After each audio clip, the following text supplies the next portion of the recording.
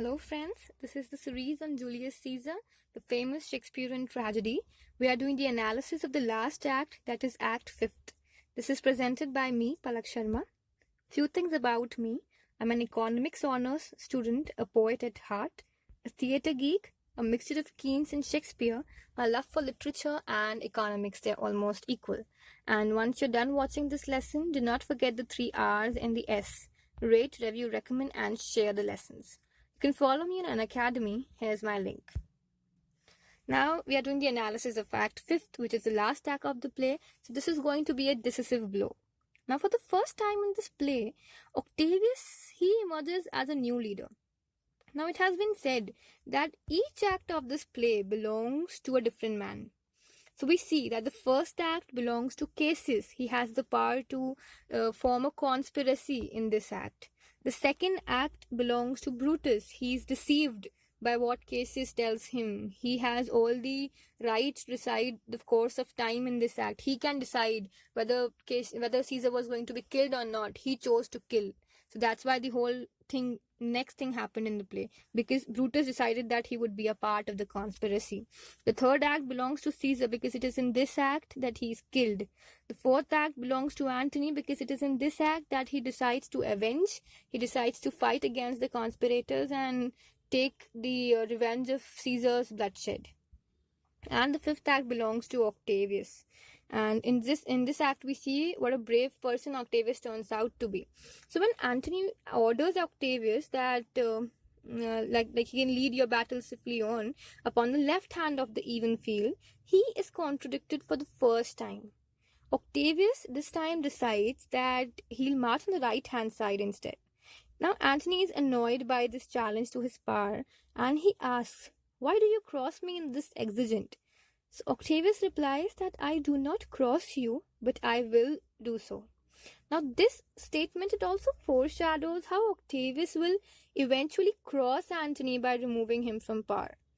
By the end of Act 5th, Antony rules singly. We can see that at the end, he is the ruler, the decided ruler. And unlike Caesar, with whom the audience connected in a personal side, Octavius is someone who is depicted as a very ruthless person, a very inhumane person, and unemotional person, and he is a politician without moral scruples or an emotional conflict inside him. So this shift in power from Antony to Octavius, it is signified through the use of names. Up until the point where Octavius challenges Antony, he is referred to as young Octavius. Only after Octavius is asserting his authority, he is referred to without the demeaning modifier young. And after asking Antony if he should give the sign of battle, Antony replies to Octavius, "No, Caesar, we will answer on this charge." For the first time, Octavius is called only Caesar, and this is respect to Octavius. And for the rest of the play, he is referred to similarly. Even by Cassius, he is called Caesar only because now he has gained the momentum in the play. Now the omens, which was first seen in the act first, Linus whelping on the street and giving birth to kids. In the first act also we saw it all. So in fact, Cassius, he's so overwhelmed by the omens that he compares this battle to the one that Pompey fought and lost. Now Cassius speaks of the noble eagles which were in the sky when they were coming to Sardis. They were replaced by kites and ravens and crows. It's a change which is considered to be a very bad sign. This superstition, this leads him to believe that he will lose the battle, and he remarks, "Our army lies ready to give the ghost." The ghost, he is of course that of Caesar, whose presence and memory is the reason for the battle. Now the death of Cassius and Brutus demonstrate that Caesar, even in his death, he's as strong and as mighty as ever. Now his spirit dominates the battle. Cassius's last words are, "Caesar, thou art revenged, even with the sword that killed thee." So he says that Caesar, when he's dying, Cassius is dying. So he says that, "Caesar, you're now revenged. Your revenge has been taken, and by the same sword which killed you." Brutus also evokes the image of Caesar, not only when he's dying, but also when he sees Cassius dead on the ground. He says, "O Julius Caesar, thou art mighty yet." As he commits suicide, he again mentions Caesar, and he says, "Caesar, Now be still. I killed not thee with half so good a will. So he says, Caesar, now please calm down. Your revenge has been taken. And when I killed you, when I tried killing you, it was not with a goodwill that I killed you. And Titinius, when he discovers Cassius, he recalls the word of Cicero in the beginning about men who are construing the plot as they saw fit. He speaks to Cassius and says, Alas, thou hast misconstrued everything. It was not only the plot that you hast misconstrued, you hast even misconstrued that I am dead. So this remark, which is meant to imply that Cassius killed himself because he was too quick to assume defeat, it is also a comment on the fact that Cassius killed Caesar without thinking anything, in a misconstrue, without knowing the facts really. So this is also it can be interpreted. It's like it is stating that Cassius misconstrued the facts about Caesar. He allowed him to convince Brutus to join the conspirators, and this was his actual plot. So the whole plot was wrong because he misconstrued everything. Now this further implies that even the necessity of killing Caesar was misconstrued. Thus it gives it a literal meaning. The line has literal meaning that thou hast misconstrued everything. And as Brutus dies, Strato comments, for Brutus only overcame himself. This represents the fact that for Brutus, this play is a tragedy. So this again signifies that the play is not about Caesar. It's about Brutus.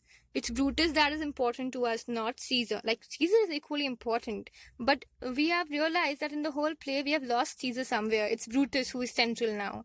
It's Brutus who is central to our emotions. So for Brutus only overcame himself. This represents that it's a play about dealing with the internal struggle inside Brutus of whether to support Caesar as a friend or kill him as a dictator. So it was a conundrum, a dilemma inside him. It is this internal struggle which causes the civil war between Brutus and Antony and the death of so many Romans. So it is this internal war which, if Brutus had fought already, this thing wouldn't have happened. If he would have decided that he should support Caesar as a friend instead of killing him as a dictator, then the whole battle wouldn't have taken place. So Brutus's inability to overcome his own fear, his internal struggle, this allows Antony to say that this was the noblest Roman of them all. He's implying that only Brutus really believed that he was killing Caesar to uphold the Roman Republic. However, we must as an audience remember that how easily Cassius manipulated Brutus into murdering Caesar. Now, despite his seeming eagerness to achieve power, Brutus is the only conspirator who is maintaining his humanity, his own dignity throughout the play. He stands as a symbol of honor. He is an honorable man, we have seen. And the dishonorable Cassius who lies, he manipulates, he wishes to take bribes, and Brutus's rhetoric implies that he would never have killed Caesar except to defend the Roman Republic. So thus Antony, he continues his epilogue for Brutus. He says his life was gentle and the elements so mixed in him that nature might stand up and say to all the world, this was a man. So Brutus's tragic ending is, however, mirrored by the accession of Octavius. Thus the play's conclusion combines the sad defeat of the noblest Roman Brutus and the victorious emergence of a new Caesar. Both the things are being added in this case, and when they add up, they'll form the end of the play. So it is therefore Octavius and not Antony who ends the play with the lines. Antony just sets off the fire. It's Octavius who finishes off the part. He ends the play saying, so call the field to rest and let's away to part the glories of this happy day. Now, happy are hardly the words the audience would use to describe what has taken place. We people will never call it happy because we have seen so many people died out, and the ones which were our favorite, be it Caesar, be it Brutus, even they died. Like some of you might even be having Cassius as your favorite. It's your choice as long as it's a democratic country we are living in. So yet, for Octavius, this is a day that begins his rule over Rome, and this is worthy of celebration. So it is a great day for him. So let's cheer for him. This is the end of the play, and the next lessons will deal with the metaphorical and thematic and character analysis of the characters in the play. So thank you. That's it. Rate, review, recommend, and share the lessons. Goodbye.